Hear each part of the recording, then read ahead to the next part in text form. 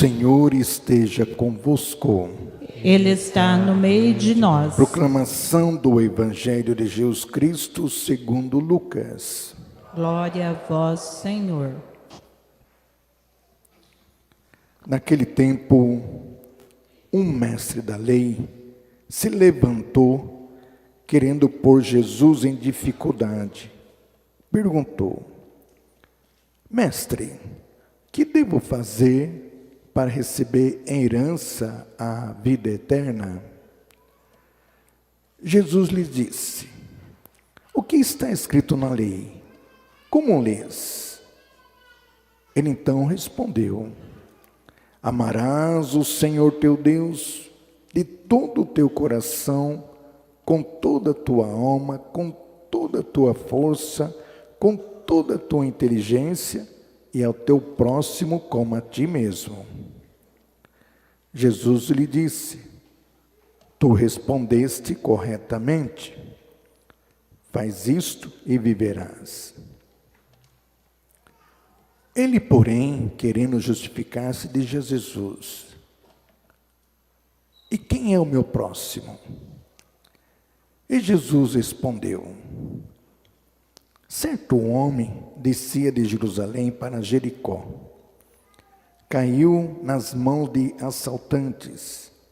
Estes arrancaram-lhe tudo, espancaram-lhe e foram-se embora, deixando-o quase morto. Por acaso um sacerdote estava descendo por aquele caminho. Quando viu o homem, seguiu adiante pelo outro lado. O mesmo aconteceu com um levita. Chegou ao lugar, viu o homem, seguiu adiante pelo outro lado. Mas um samaritano que estava viajando chegou perto dele, viu e sentiu compaixão. Aproximou-se dele e fez curativos, derramando óleo, vinho nas feridas. Depois colocou o homem em seu próprio animal, levou-o a uma pensão, onde cuidou dele. No dia seguinte, pegou 2 moedas de prata, entregou-os ao dono da pensão, recomendando: Toma conta dele. Quando eu voltar, vou pagar o que tiveres gasto a mais.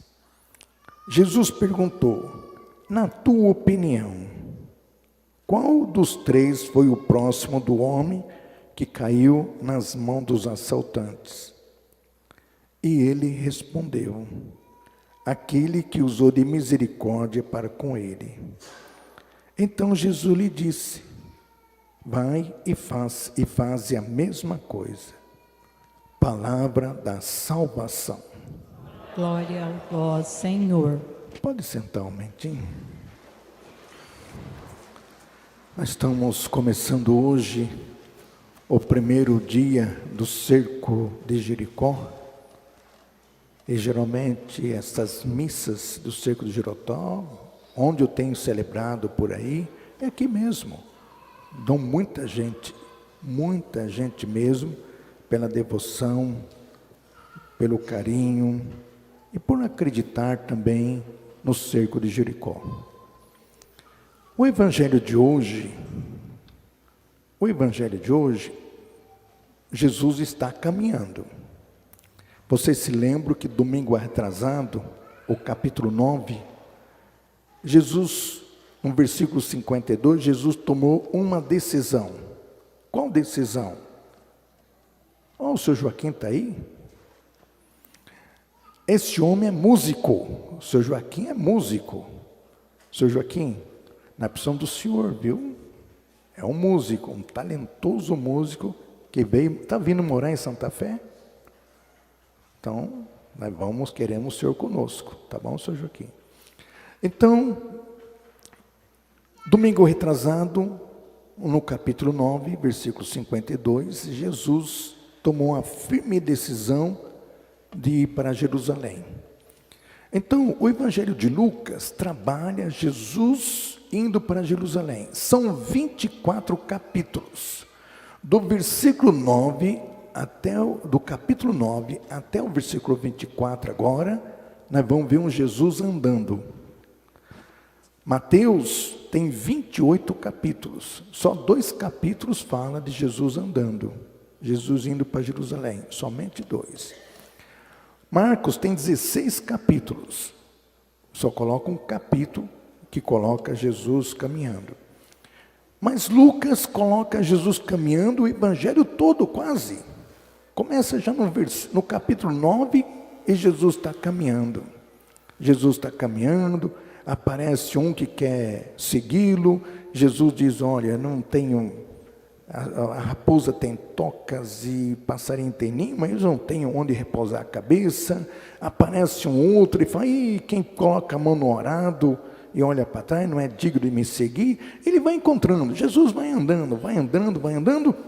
E hoje aparece um mestre da lei, um professor de universidade. Aparece um expert, o cara que manja de lei, um juiz, um cara entendido, professor, cara que dominava todas as leis. E o cara tinha que estudar mesmo, porque naquela época, uma época teocêntrica, os pais faziam os filhos decorar toda a Torá, toda a Torá. A Torá está contida nesses 5 livros, chamados Pentateucos: Gênesis, Êxodo, Números, Levíticos e Deuteronômio. São os 5 primeiros livros. Eu só troquei aqui o Levítico e o Número, mas são 5 livros, estão contida a Torá. E na Torá, Moisés sobe lá num monte e pega os 10 mandamentos. E para seguir os 10 mandamentos, eles criaram ainda 613 preceitos. Olha, para seguir os 10 mandamentos, criaram 613 preceitos. Desses 613 preceitos, 365 são negativos. 365 preceitos negativos. Não pode isso, não pode aquilo, não pode fazer isso.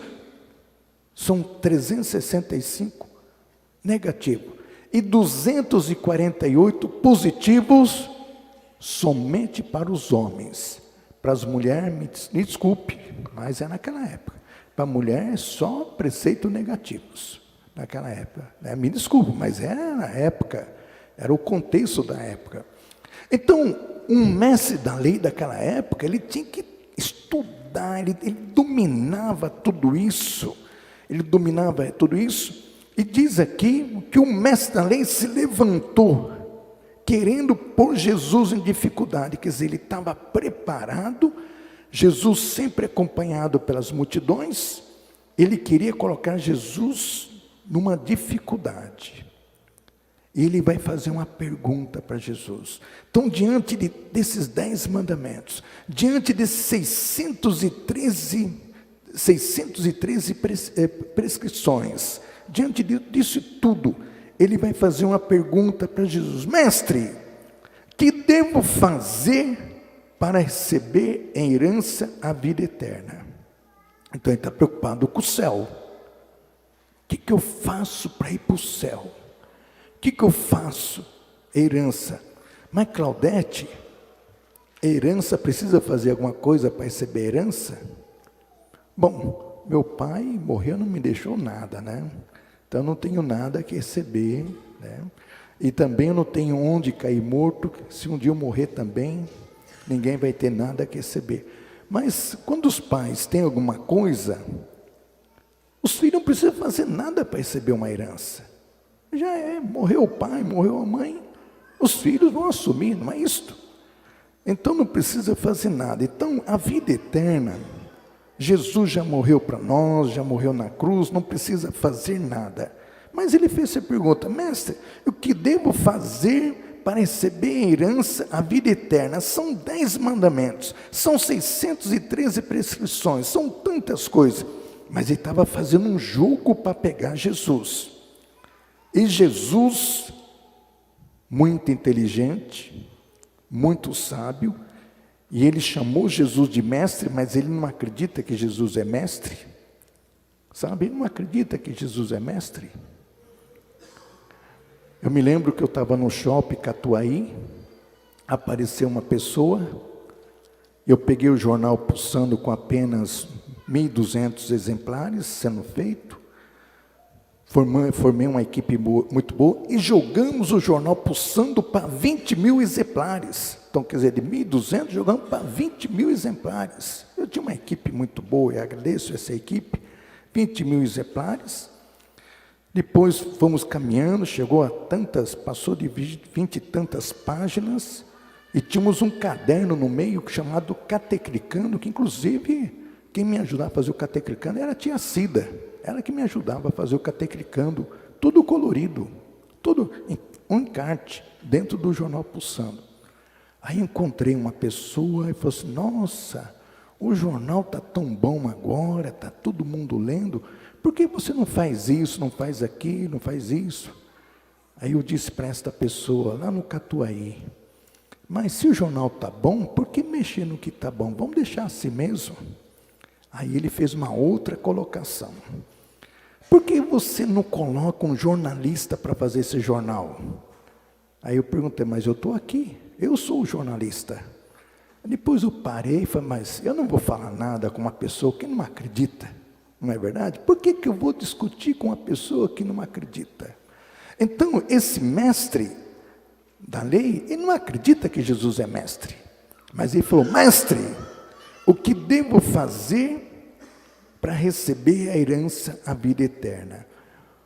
Pedrinho, vamos pegar o versículo 26, nós estamos no capítulo 10, versículo 23, o que foi que Jesus respondeu então, Pedrinho, no versículo 26? Aí, vamos lá, então, o que Jesus disse para ele? Jesus lhe disse, continuando, então Jesus, ele não fez uma afirmação, Jesus fez uma pergunta para ele, aí ele respondeu, aí Pedrinho, você vai acompanhando, ele respondeu o seguinte, ele começou com Deuteronômio, capítulo 6, versículo 4, se você ler, lá no Deuteronômio, capítulo 6, versículo 4, está assim: amarás o Senhor, pode Pedrinho, pode apertar o botão, amarás o Senhor teu Deus de todo o teu coração, com toda a tua alma, com toda a tua força, com toda a tua inteligência. Isso aqui está em Deuteronômio, capítulo 6, versículo 4. Aí depois ele vai citar o Levítico,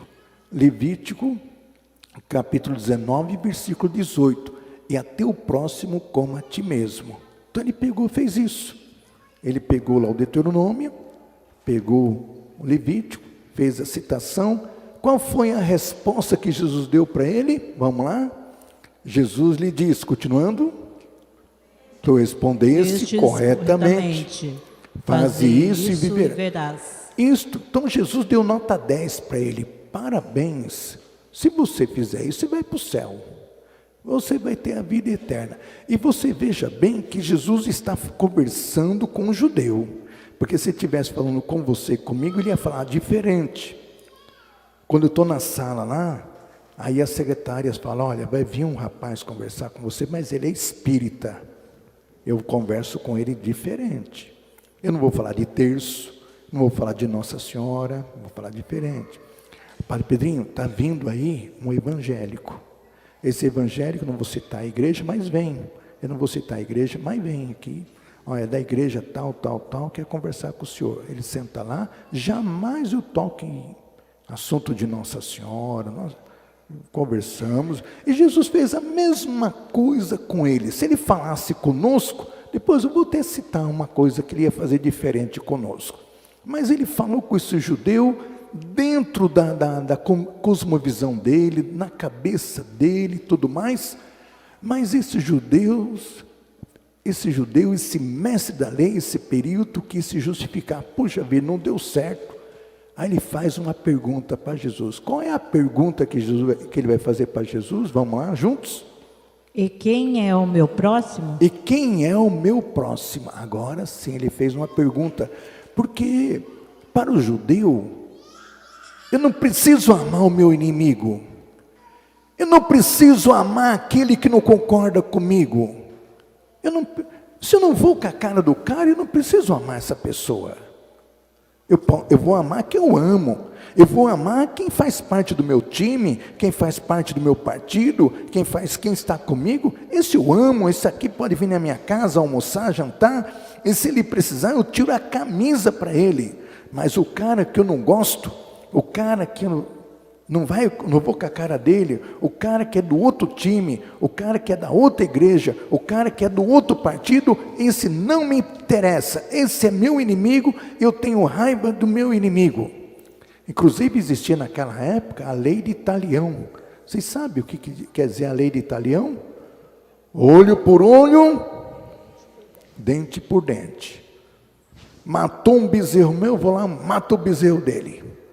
Tirou um olho meu, tiro o olho dele. Era isso. Então ele faz uma pergunta: qual é o meu próximo? E Jesus vai desenhar para ele. Não tem uma expressão assim? Né? Eu vou desenhar para você. Você quer que eu fale ou quer que eu desenhe? E Jesus desenhou para ele. Lá de Jerusalém, saiu um rapaz que estava vindo. E apareceram os assaltantes. Olha, ele está falando com o mestre da lei. Ele está falando com o mestre da lei. Ele está dando uma resposta dentro da cabeça do mestre da lei. Porque quem é? O padre Libânio diz, padre Libânio é um teólogo jesuíta, diz que o mestre da lei, esse mestre está no momento do objeto. Esses caras que estão no momento do objeto são tapados. Eles não são capazes de enxergar. Nós temos mestres, tem gente no momento do objeto hoje. Temos hoje. Toda pessoa que está no momento do objeto, ele é tapado, ele não enxerga, ele não é crítico, ele não vê. Ele não é ver. Sabe aquela pessoa fanática por futebol? Que ele fala do time dele que ganhou, fez isso, que jogou bola, deu drible aqui e tal. Só esquece de falar que perdeu o time. Ele não fala, o time dele nunca perde, só ganha. Ou daquele que fala do partido dele, ele fica muito tapado, ou da religião, fanático em religião, fica tapado. Então, ele é pobre, é burro, é totalmente burro, uma pessoa no momento objeto. Então, tudo é a lei, sim ou não, pronto, acabou, lei é lei, dura lex sed lex. Então, Jesus começa a falar para ele que estava vindo essa pessoa, e ele... Um certo homem descia de Jerusalém para Jericó, caiu na mão dos assaltantes, bateram nele, roubaram tudo, deixaram quase morto no meio do caminho. Quem foi o primeiro que passou? Quem foi o primeiro que passou? Pedrinho, aperta o botão aí, faz um favor. Quem foi o primeiro que passou? Isso, ali ó, versículo 31. Quem foi o primeiro que passou? Por acaso, quem foi que passou ali? Um sacerdote. Um sacerdote. A lei diz o seguinte: se o sacerdote está indo para o templo celebrar, e se ele tocar numa pessoa ensanguentada, jorrando sangue, ele não pode celebrar. Ele tem que passar por uma burocracia de purificação, para depois ir para o templo celebrar, compreendeu? Então o sacerdote, vendo o cara morrer, ele deixou o cara morrer e foi para o templo para celebrar, porque ele estava fazendo a vontade de Deus. Jesus falando para o mestre da lei. Passou quem depois? O levita, a pessoa que vem aqui fazer leitura. Bom, o sacerdote passou, foi embora, o levita falou, também eu vou para o templo, eu tenho obrigação, e foi embora, julgando fazer a melhor coisa para Deus. E de repente passou um samaritano, e sabe quem que é o samaritano para o judeu? É o inimigo dele. O judeu não gosta de samaritano, o samaritano é impuro, o samaritano é pecador, o samaritano é uma pessoa que não vale nada. Samaritano bom é samaritano morto. E foi bem o samaritano que passou perto dele. acolheu esse homem, curou esse homem, levou para uma hospedaria, pediu para tomar conta dele. Aí Jesus, no versículo 35, Pedrinho, isto, mais um pouquinho na frente, lá para o 36, aí Jesus vai perguntar para o homem da lei, para o mestre da lei. Vamos ler comigo o versículo 36, vamos lá? Na tua opinião, qual dos três foi o próximo do homem que caiu nas mãos dos assaltantes? E o que ele respondeu? Aquele que usou de misericórdia para com ele. Então Jesus disse: você quer ir para o céu? Você quer ter a vida eterna? O que é para fazer então? Vai e faz a mesma coisa. E faz a mesma coisa. Só que Jesus, se fosse para nós, ele já mudou o mandamento. Para nós ele deu um novo mandamento. Naquela quinta-feira santa, que foi a última refeição com os seus apóstolos, Jesus celebrou a missa naquela última refeição.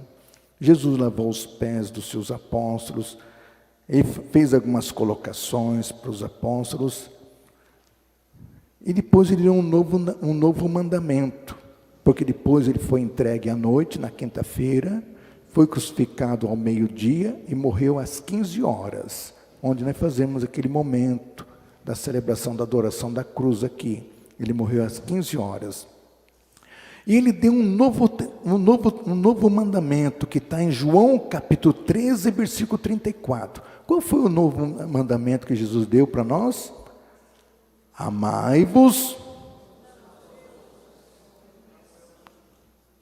Amai-vos uns aos outros como eu. Isso. Porque, gente, dona Ana, se eu for amar a senhora como eu me amo, a senhora vai sofrer. Porque a pessoa que não se sentiu amada, a pessoa que não se sente amada, ela não sabe amar. Ela não sabe amar. Quantas mães que deram a vida por seus filhos, fizeram tudo pelos seus filhos, e hoje derramam lágrimas por causa de seus filhos, porque os seus filhos não são capazes de amar a mãe, porque eles não se amam. Eu tenho atendido aqui muitos casos de mães abandonadas, e mães com posses.